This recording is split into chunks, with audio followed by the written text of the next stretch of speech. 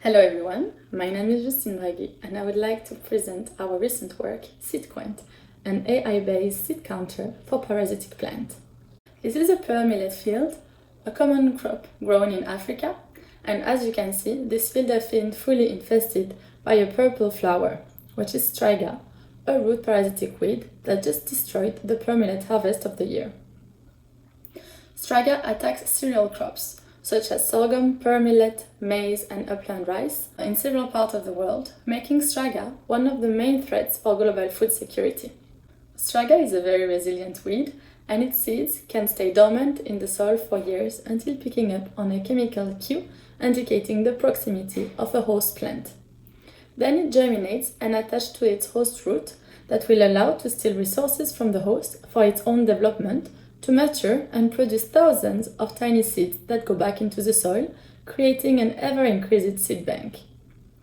To adequately address the problem of this enormous seed bank in constant expansion, scientists have been focusing on targeting Striga at the seed stage before it starts its development.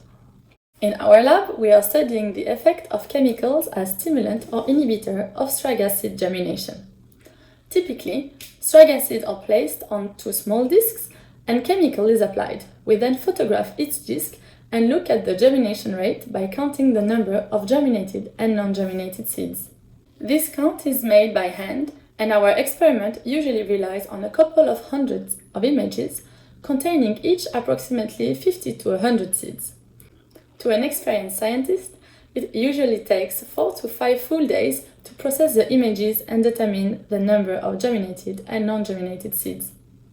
In collaboration with the Visual Computing Center, with Mireille Ramazanova and Dr. Silvio Giancola, we developed SeedQuant, an automated seed counter, by combining computer vision and deep learning. More specifically, we use object detection, where the core task is to localize multiple objects in an image and classify them. In this example, we have germinated and non-germinated seed classification.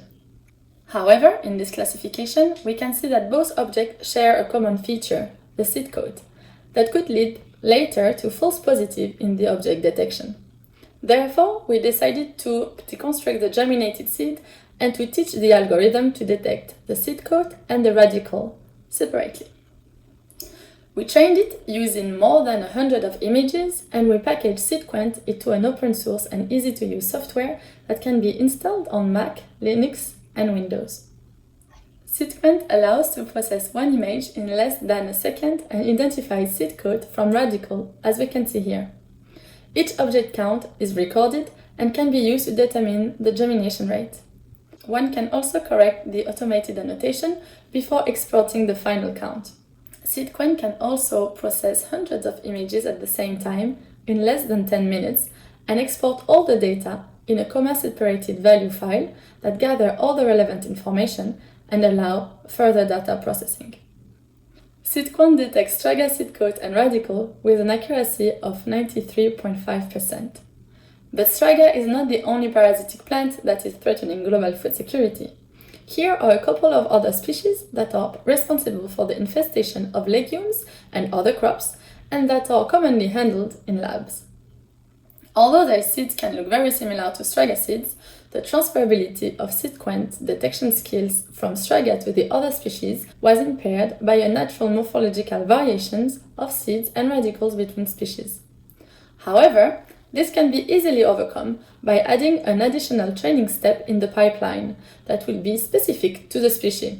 For instance, by fine-tuning SeedQuant specifically to Sphaeropunky aegyptiaca, only using 30 images, we were able to improve the counting accuracy from 56.2% up to 85.8%. The use of SeedQuant is considerably improving the speed of the research about parasitic seed germination stimulant and inhibitors, allowing larger screening of chemical compounds that was not possible before due to the limitation of human resources.